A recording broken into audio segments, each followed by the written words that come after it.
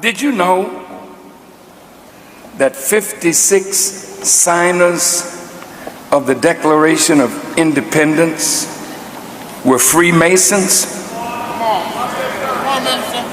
Now, I'm going into your secrets for a minute. Not you, Black Mason and Shriner. You don't have any secret.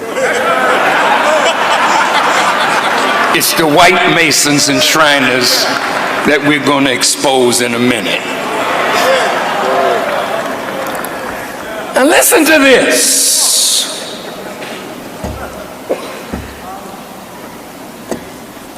At least 9 of the 56 signers of the Declaration of Independence were Freemasons.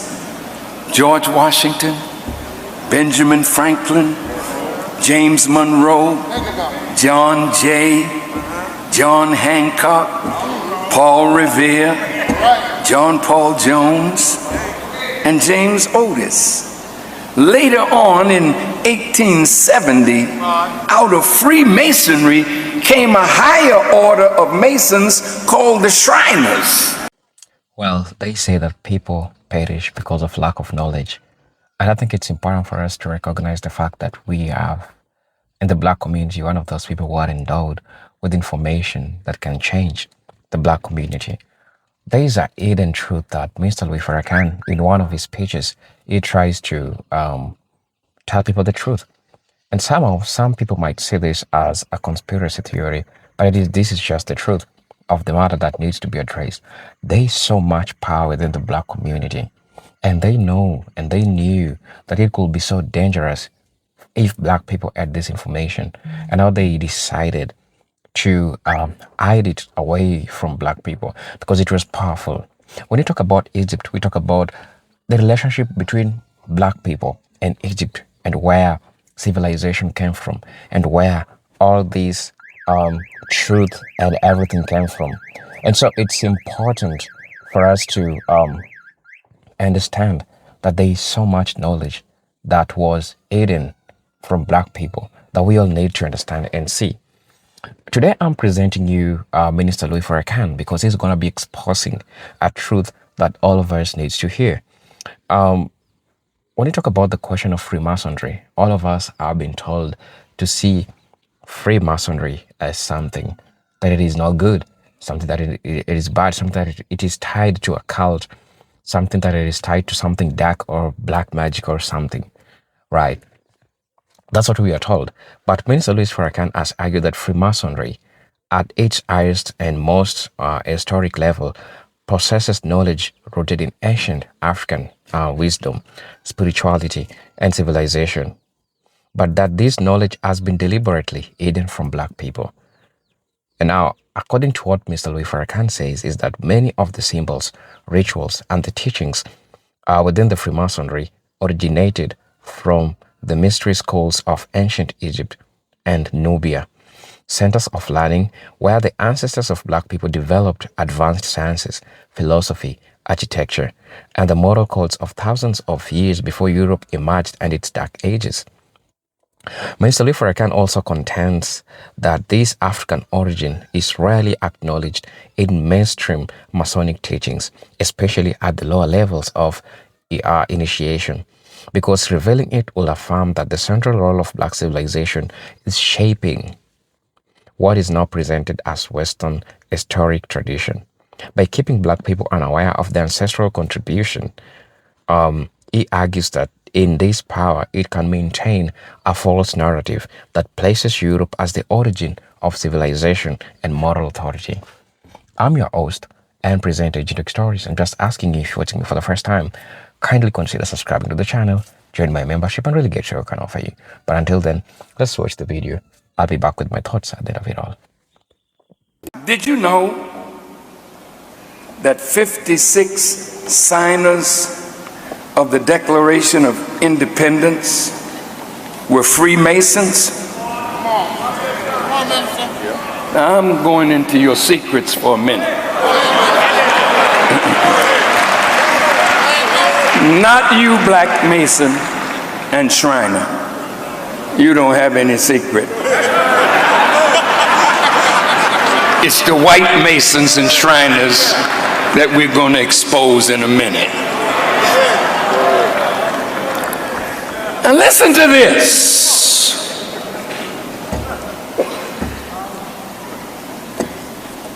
At least 9 of the 56 signers of the Declaration of Independence were Freemasons.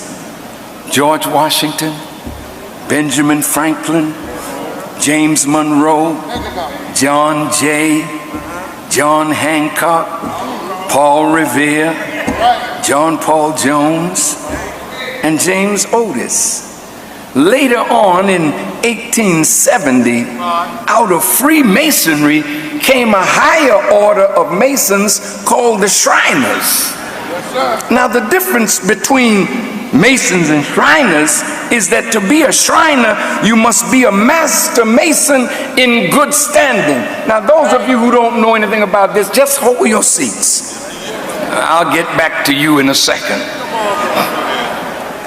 A Shriner belongs to the ancient Arabic order of the nobles of the mystic shrine. But wait, what kind of language is that?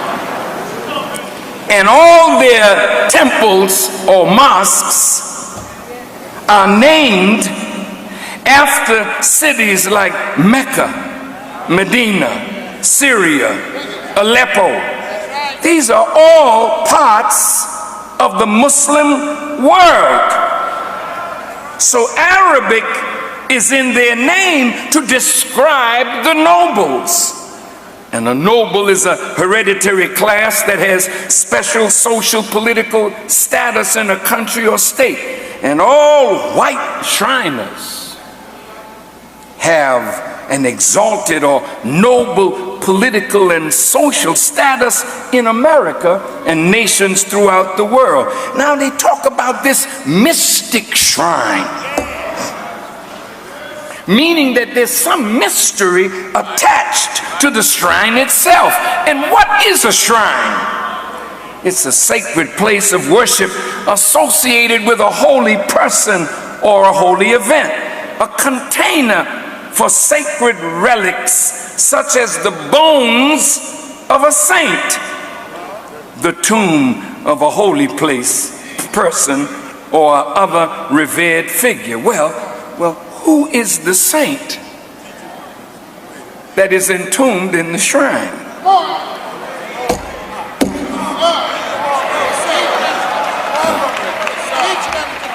Oh boy.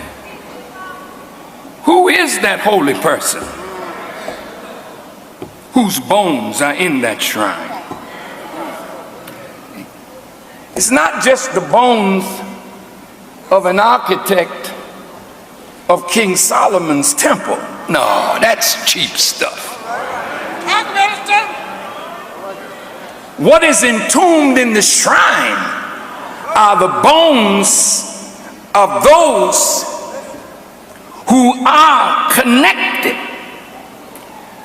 to the originator, and with him are the architects of that which you call universe and all therein.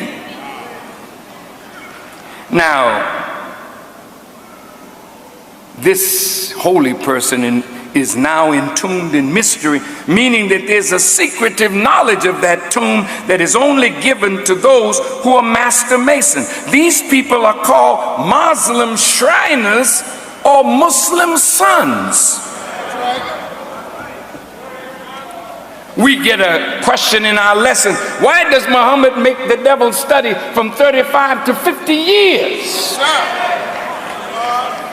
before he can call himself a Muslim son and wear the greatest and only flag of the universe? Why must he add a sword on the upper part? Oh yeah, there, but make it big, man. Let the people see what I'm talking about.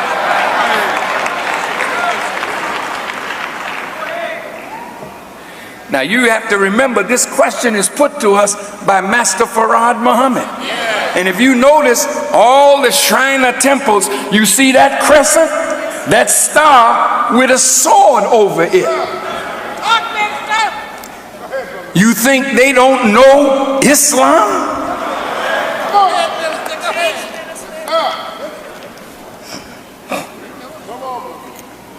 Well, now, if you look at this sword is over it, meaning that any time that any Shriner reveals the secret of what's in that tomb, they would pay with their lives. Well, what is the secret of the ancient Arabic order of the noble of the mystic shrine? It is you. It is your destiny. It is your future. It is your origin that has been kept a secret from you, but was known by the founding fathers of this country and known by the present day rulers. Now I want you to listen good. Elijah Muhammad said, you are the direct descendants of God himself. I'm going to say it again.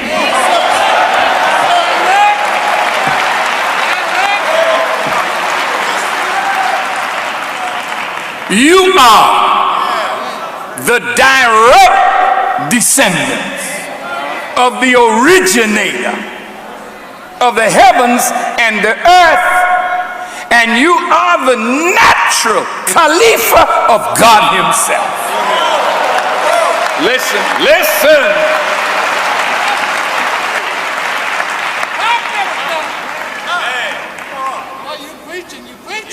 It is Arabic they use because Arabic is the original language of the Asiatic black man.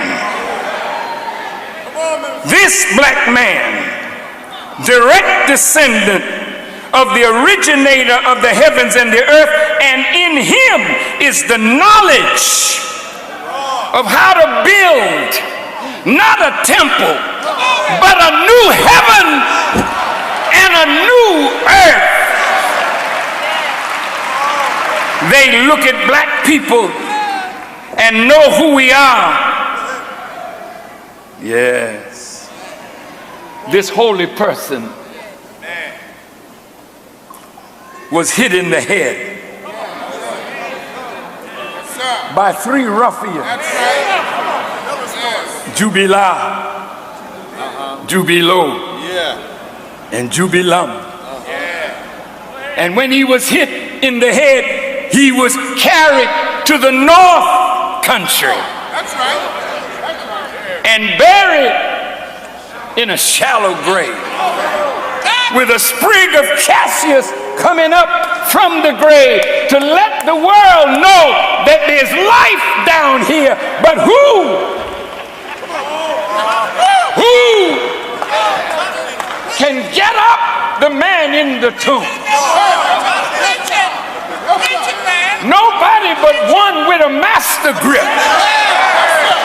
Nobody but one with a lion's paw. The Bible says there's a lion asleep in Judah. Who will wake him? No pussycat can wake up a lion. And this pussycat leadership will never wake the black man up. You're too weak in your effort to free our people from the hand of their oppressor. Yes, sir.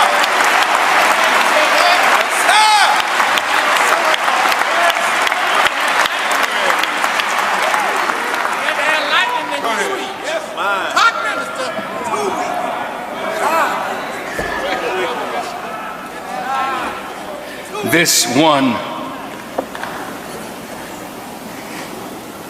is really a metaphor. It is an allegory, it is a fable that describes something that has happened to a real person. One who is a direct descendant and has in his DNA that potential of building a new heaven and a new earth. His name is Hiram Abiff. Hiram in Hebrew means a noble one. He was a noble. He was a holy person. And in the story, they put him to death and they buried him in the North Country, North America. He's buried here. But he can be revived. The secret of Hiram is the power of the enemy through the Freemasons and the Shriners to lock down the black man and make sure that he never rises.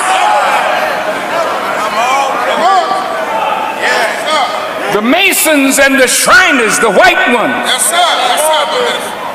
are like that stone that was at the tomb of Jesus to keep Jesus from rising, but an angel came and rolled the stone away, and when they looked, he had risen.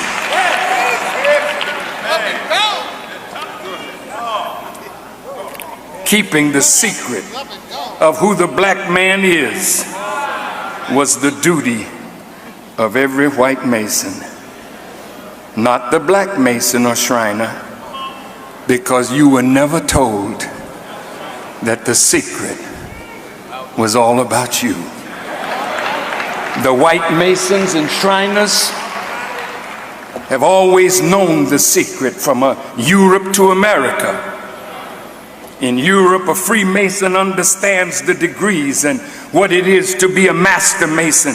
They know something of the African origin of civilization, the advancements in Egypt, and the great architectural genius of the black man. They learned all of that through their study of the original Bible, which has always been locked away among the aristocracy.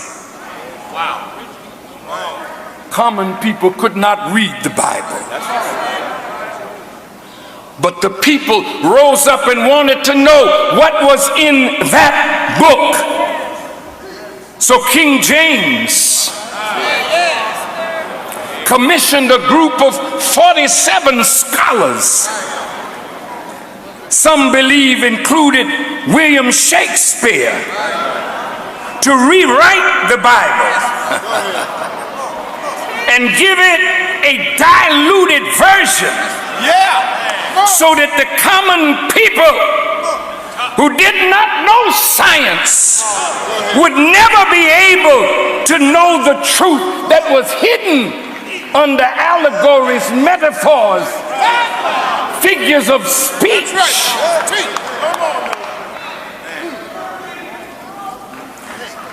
Think about the wisdom of the people who adulterated or changed the Bible. Think about the language and its use of allegories with the imagery of animals, birds, and fish to describe another reality. All this is to hide what is really in the scriptures. These 47 scholars knew the sciences.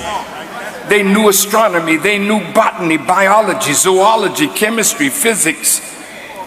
They knew these things because all of the scriptures are rooted in science. That's right. They use language that the little man could never unravel.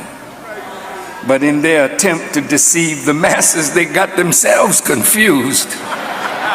And now they don't even know what the book means. It took the coming of God to unravel its meaning for us. Otherwise, to eat it, you'll be poisoned by it. You will think you know what you know not, and you will worship that of which you have no knowledge. Well, now you don't have to keep the secret anymore, Masons and Shriners, because the secret is out. That is why the Savior had to come without observation.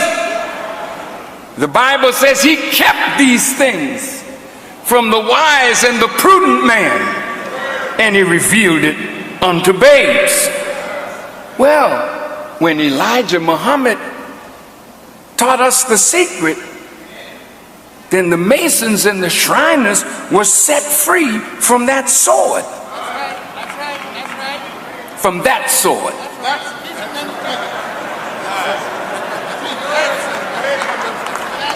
But you are under another sword which I want to talk to you about.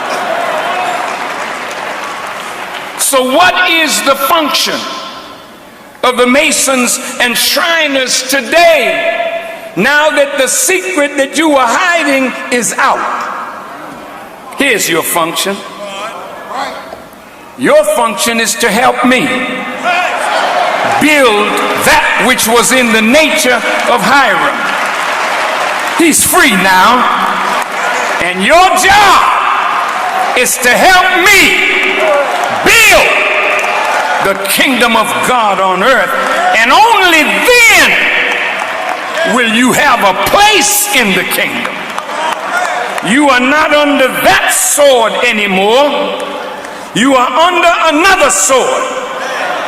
And if you don't help me deliver this people that you have sworn to keep down and build a world that all of us can live together in peace, then you will find yourself under the sword of the judgment of God. So wherever you are, if you're listening to me, it's time for you to step forward and help deliver this black man. You hold key positions all over America, in government, in business, in law, in medicine, in education, in finance, in trade, in commerce. And you have used that authority to keep the black man on the bottom of society. Now your job is to keep yourself from being destroyed by helping the black man to go up to fulfill our destiny. Well, if you're the Muslim son, who's your father?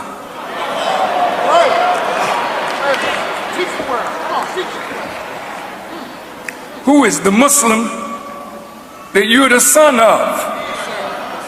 And what should the son do to help the father? Before the Honorable Elijah Muhammad left, he said to me, quote, "You may sit in my seat as the father over the house in my absence." So I'll ask it again. What should you do to help the Father that you are the son of? And if you help us, God will show you mercy.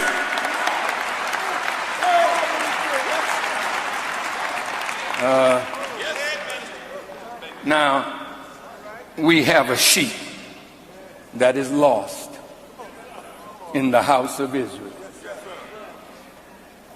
But in his DNA, he's connected to the symbol of Freemasonry, the square and the compass. Square has 4 angles that are 90 degrees, and it allows you to lay a perfect foundation, laying the plummet to the line. And a circle with a compass gives you 360 degrees, and a square with 4 90-degree angles gives you 360 degrees. So when you are the master of the square and the compass, you are the master of 360 degrees of knowledge, of which the enemy was only given 33 degrees. Now, if this is a horizontal,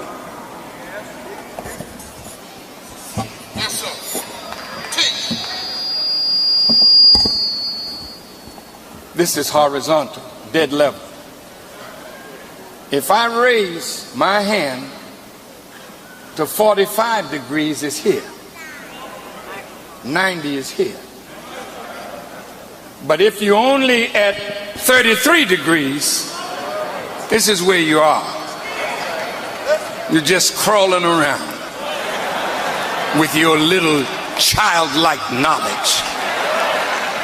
No matter how great you think you are, the wisdom that is now manifesting itself above your head.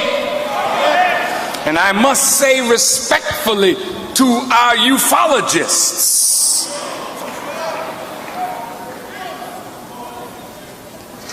what you're looking at is the wisdom of the gods.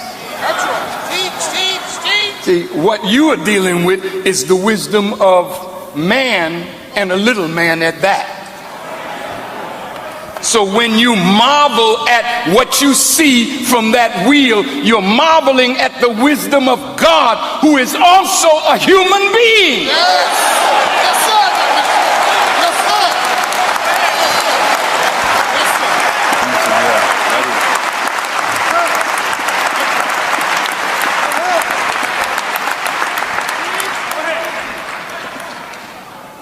The fez that the Shriners wear is the fez of the Moors.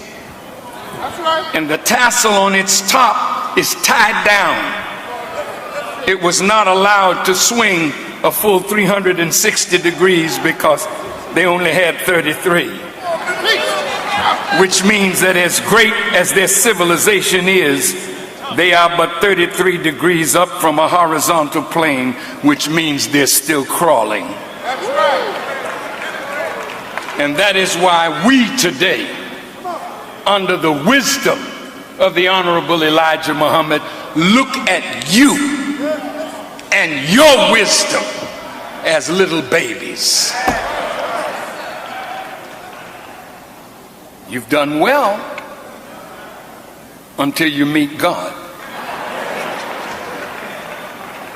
And those who are ignorant under 33 degrees, they think that you are the God because of your little contraptions. But let me tell you,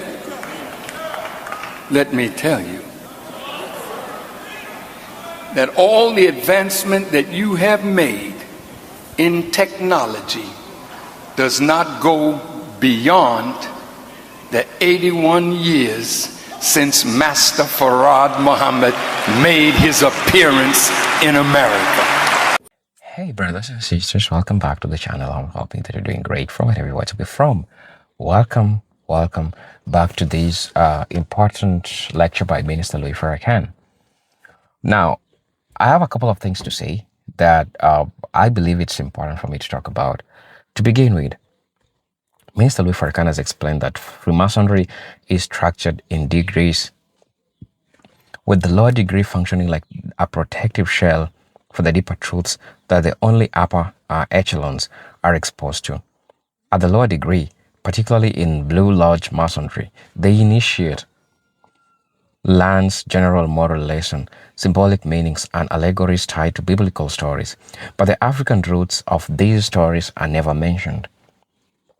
In the higher, more secretive degrees, he says, where initiates are taught that the allegories stem from Kemet, that's Egyptian, symbolic spiritual systems, the worship of the great architect of the universe, being connected to the veneration of Ra, Ta, and other deities reinterpreted through Western lenses.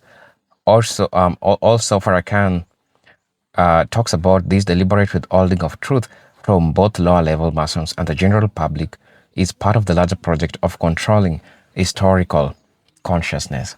And so it's important to understand that all this information, all of this knowledge is being hidden from the public so that we cannot all get to see the truth and understand how all these things works.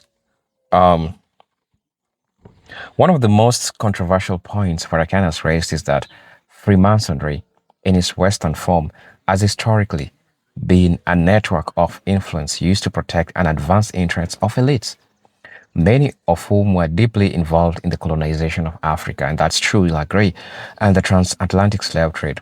While some Masons fought for the abolition, many others were plantation owners, colonial administrators, and financiers who exploited African labor. Farrakhan argues that oppressing African people,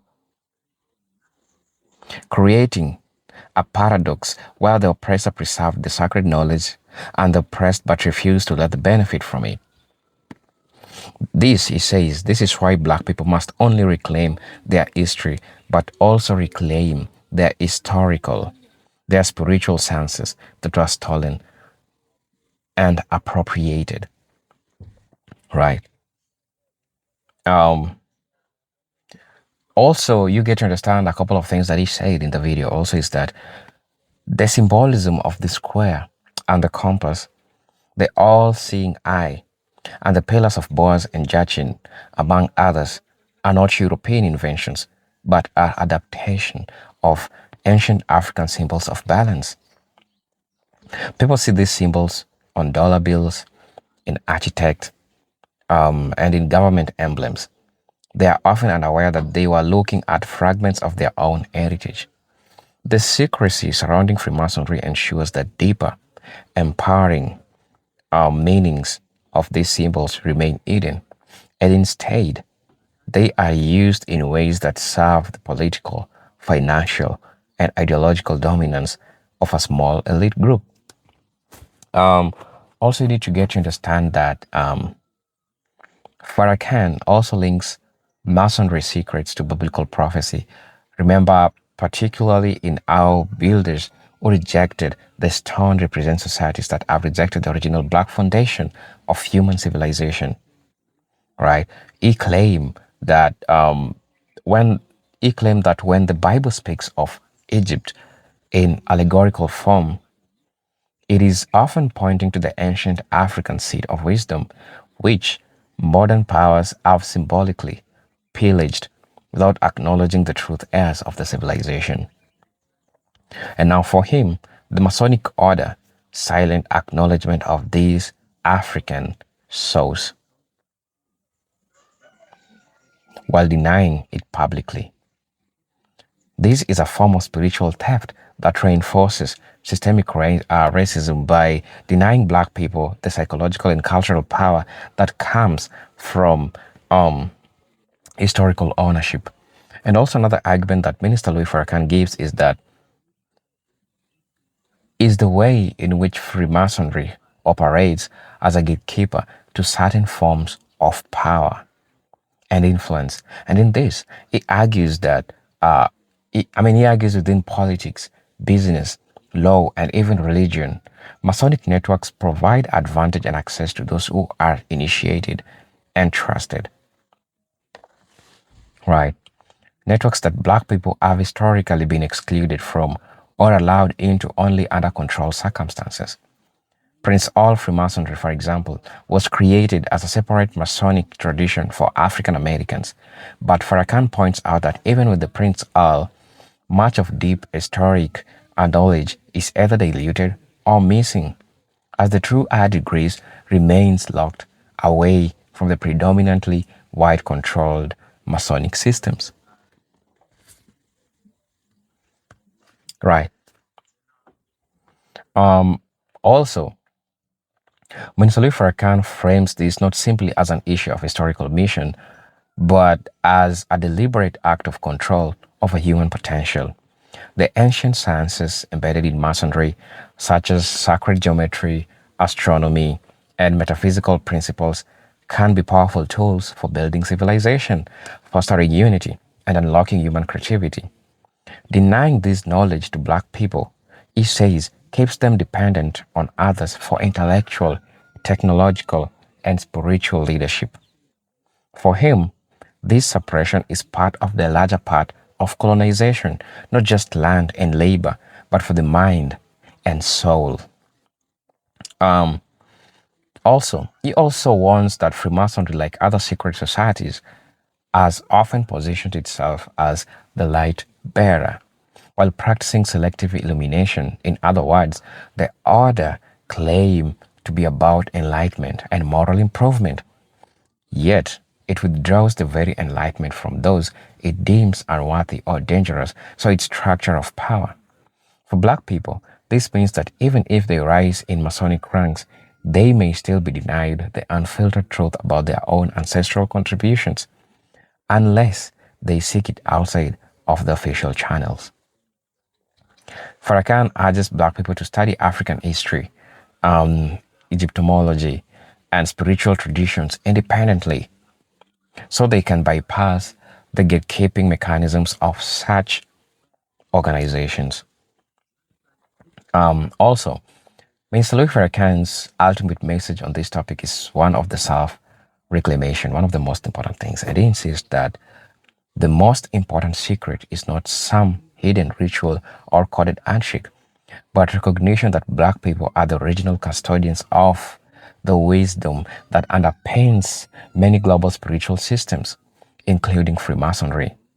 By reconnecting to this heritage, he believes that black people can break the psychological chain that have kept them looking for others for validation and leadership.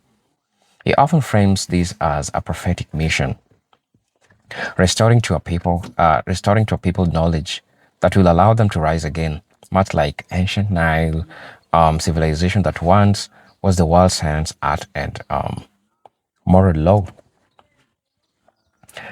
Finally, Minister Louis Farrakhan warns those who benefit from the suppression of this truth will resist its exposure, sometimes fiercely.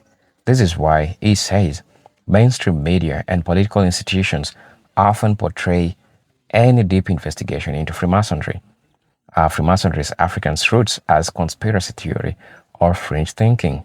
Yet for Mr. Farrakhan, the real conspiracy is the centuries-long effort to divorce as people from their divine inheritance.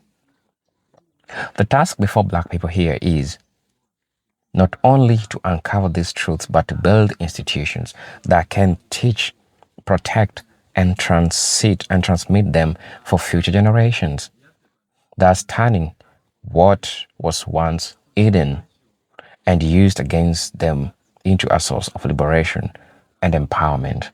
I really want you to let me know what you think about this video. As you know, I'm your host and presenter, Jintek Stories. But until then, let me know what you think about this. Let me see you in my next video. I hope you're good from wherever you're watching me from. Thank you for your time and thank you for watching.